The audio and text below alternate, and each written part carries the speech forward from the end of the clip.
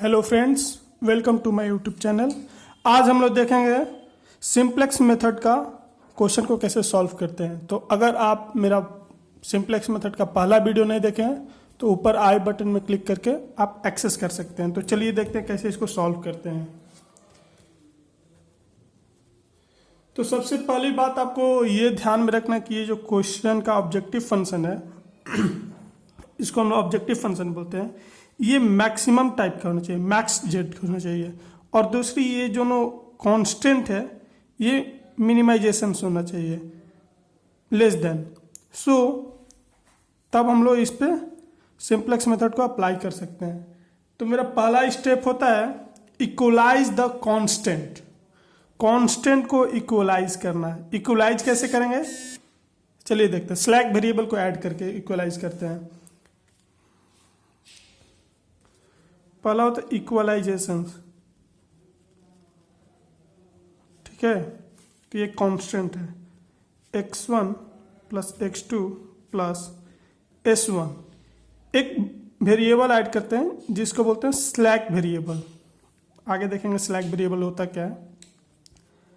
ये आपका first equation बना। दूसरा बना x1 minus x2 plus s2 equal to 2, ठीक है। और आप इसको लिख सकते हैं x1 comma x2 comma s1 comma greater than equal to 0, ठीक है।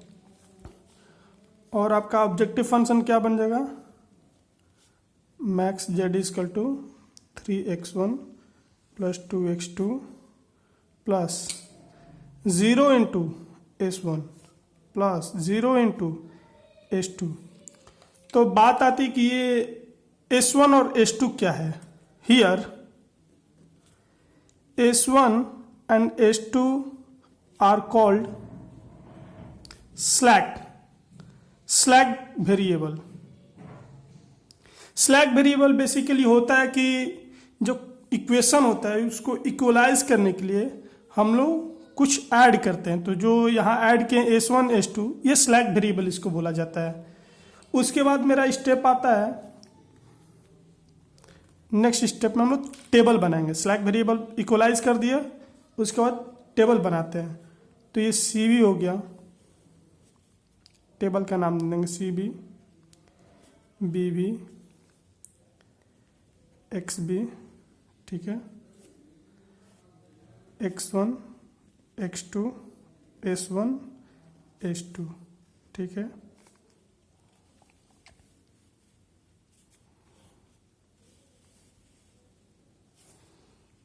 ये मीन होता है। इस टेबल का सीक्वेंस याद रखना है। इस टेबल का सीक्वेंस याद रखना है। अगर हम लोग सीक्वेंस में गड़बड़ी करेंगे तो ये पूरा आउटपुट गलत आने लगेगा। तो आपका ये टेबल होता है यहाँ पे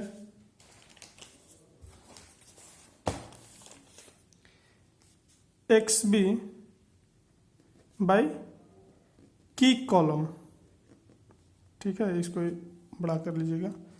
ये होता है CJ यहाँ पे, उसको बाद में देखेंगे।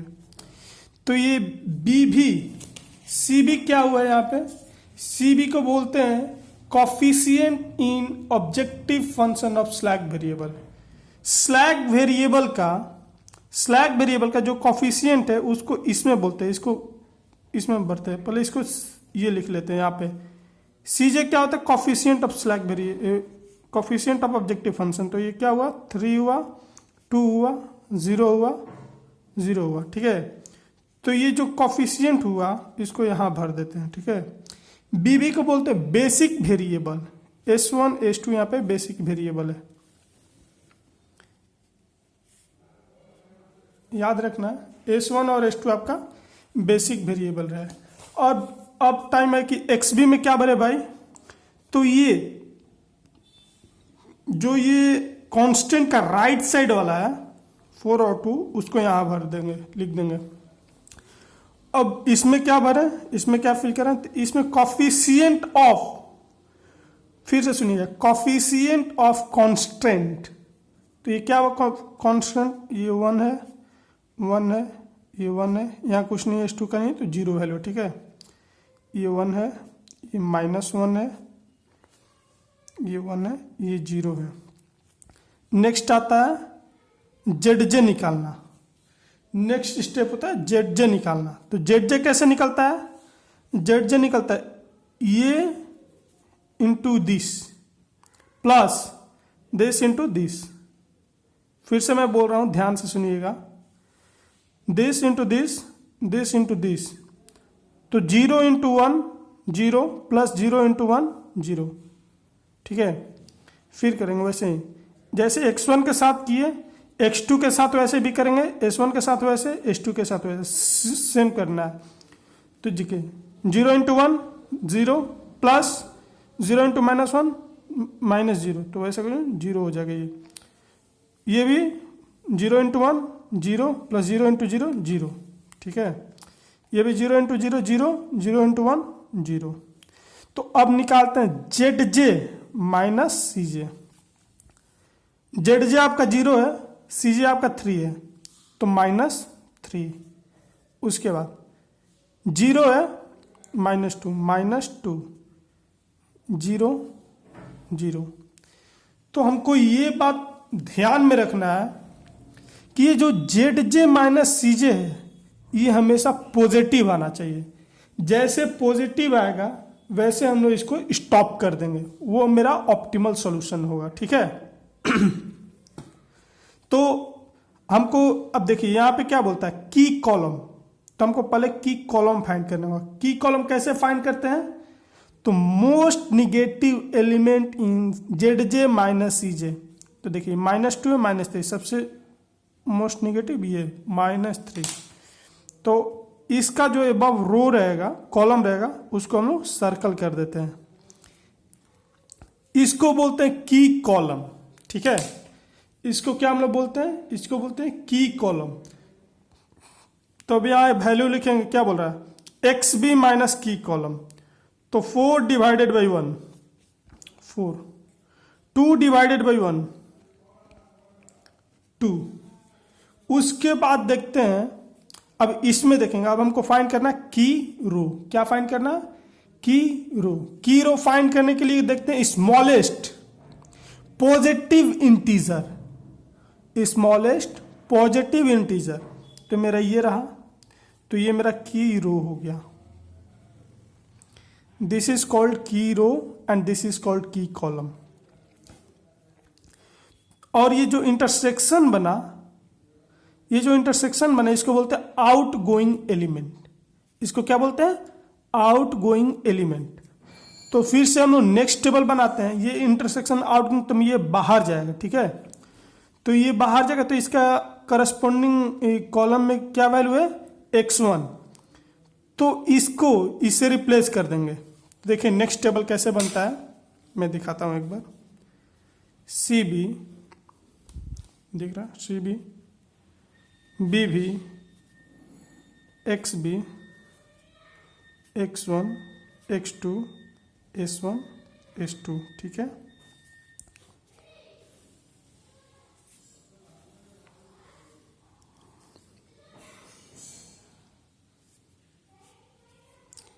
एस सी जे का वैल्यू लिख देंगे 3 2 0 0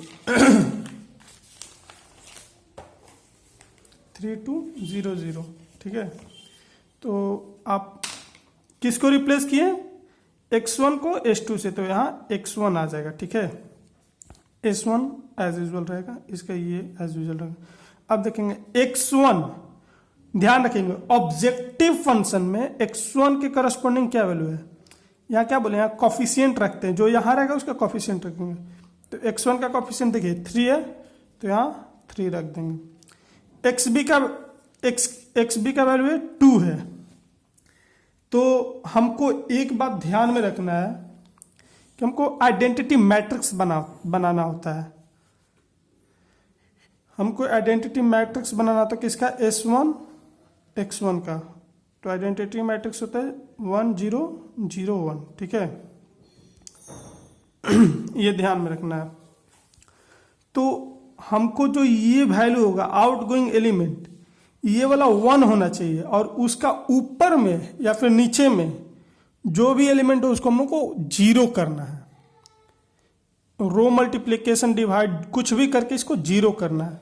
तो ये 1 है, तो 1 है तो कुछ नहीं करेंगे, एज यूजुअल हम लोग इसको छोड़ देंगे। ठीक है, तो एज यूजुअल छोड़ दिए, ऑपरेशन यहाँ लिखते जाएंगे। R2 के साथ क्या किए, मान लीजिए ये R1 हो गया आपका, ये R2 हो गया। जो आउटगोइंग एलिमेंट रहेगा उसको पहले ऑपरेट करना। ठीक है, तो यहाँ आपका R2 एज यूजुअल रहा, देखते जाइए R2 एज यूजुअल रहा। तो अब क्या करते हैं, इसमें R2 का वैल्यू लिखेंगे 2 1 -1 0 और 1। ठीक है, अब देखिए इसको हमको जीरो करना है, ऊपर वाला को जीरो करना है। तो क्या करेंगे, माइनस, देखिए क्या करेंगे, R1 को क्या करेंगे जीरो करने के लिए, R1 को हम लोग जीरो करने के लिए क्या करेंगे, R1 माइनस R2, 1 - 1 आपका 0 हो जाएगा, राइट।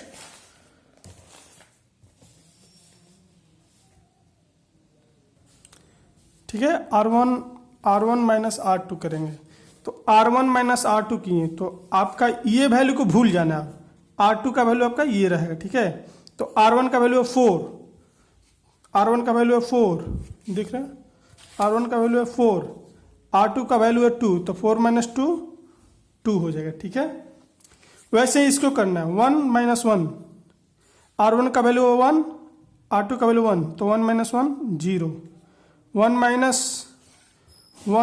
माइनस 1 तो ये प्लस हो जाएगा, ये 2 हो जाएगा आपका, ये क्या हो जाएगा, ये आपका ठीक वैसे ही करना है, ये 1 हो जाएगा और ये आपका -1 हो जाएगा।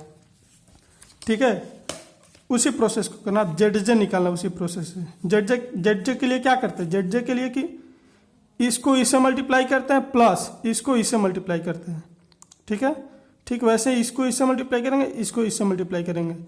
तो देखते हैं 0 × 0 0 प्लस 3 × 1 3, तो ये 3 हो गया। यहाँ देखेंगे 0 -3 0 0 तो 0 0 ये 3। ठीक है, तो फिर मेरे को क्या करना, अगर यहाँ निगेटिव आया तो हम लोग को मिनिमम निकालना पड़ेगा। इसको एक्सटेंड कर देते हैं, मीन के लिए क्या करते हैं, XB/की कॉलम, मीन के लिए क्या करते हैं, XB/की कॉलम। तो मेरे को पहले की कॉलम निकालना होगा, तो की कॉलम निकालने के लिए हमको क्या करना पड़ेगा, की कॉलम निकालने के लिए हमको करना पड़ता है ZJ - CJ, 3 - 3 क्या हो गया, 0 हो गया आपका, -3 - 2 -5, राइट। और आपका 0 - 0 0, 3 - 0 3। तो की कॉलम निकालेंगे, की कॉलम निकालने के लिए क्या करते हैं हम लोग, मोस्ट निगेटिव, की कॉलम निकालने के लिए हम लोग करते हैं मोस्ट निगेटिव एलिमेंट को पकड़ेंगे। तो आपका मोस्ट निगेटिव एलिमेंट यहाँ पे -5 है, ये तो ये है, तो आप इसको ऊपर ऐसे कर देंगे, तो ये आपका की कॉलम हो गया।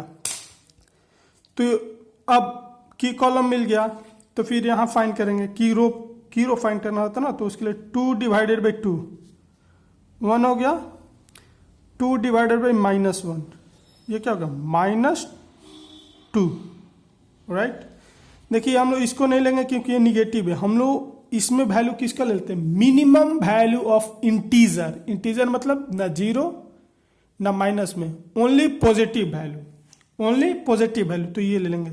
तो ये मेरा क्या होगा, ये की रो हो गया। ठीक है, ये मेरा की रो हो गया।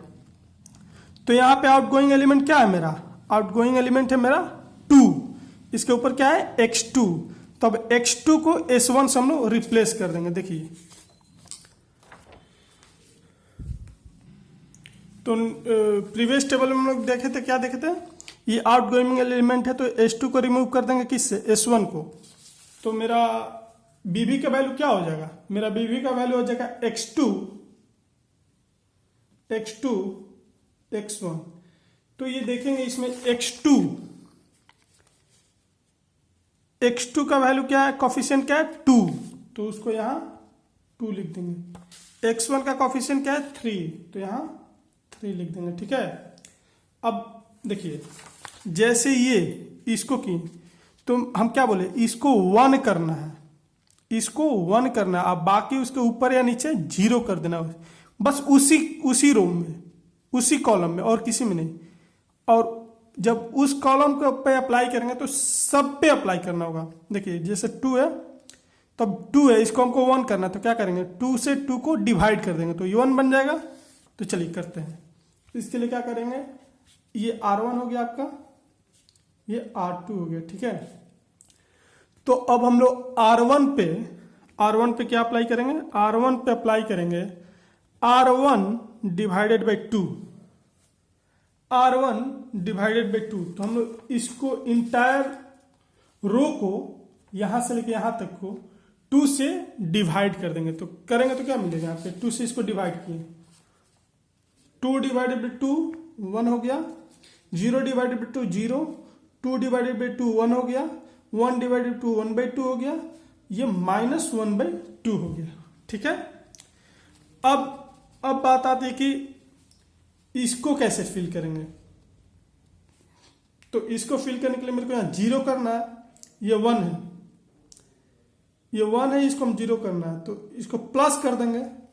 तो R2 को क्या परफॉर्म करेंगे, R1 प्लस R2।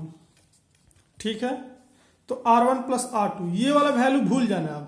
अब ये वैल्यू R1 का हो गया, R2 का ये वैल्यू पहले से दिया हुआ है, तो 1 + 2 3। ठीक है, 1 + 1 2 हो गया। इस वैल्यू के लिए हम क्या करेंगे, 0, R1 का वैल्यू 0, R2 का वैल्यू 1, 0 + 1 1 हो गया। ठीक है, फिर इसके लिए क्या करेंगे, 1 + -1 0।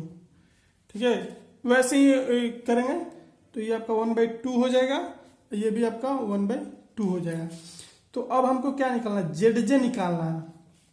ZJ के लिए क्या करते हैं, ये इंटू ये प्लस ये इंटू ये इंटू ये प्लस ये इंटू ये, ऐसे करके ZJ का वैल्यू निकालेंगे। तो ZJ का वैल्यू निकालेंगे तो हमको क्या मिलेगा, ये 3 हो जाएगा, ये 2 हो जाएगा, ये 5/2 हो जाएगा, ये 1/2 हो जाएगा। ठीक है, अब ZJ माइनस CJ, तो ये 0 हो गया, ये भी 0 हो गया, ये 5/2 हो गया, ये 1/2 हो गया। तो अब देखिए यहाँ ZJ माइनस CJ का पूरा वैल्यू पॉजिटिव है, तो लिख देंगे so in this case ZJ minus CJ value क्या है, 0 से बड़ा है। So the corresponding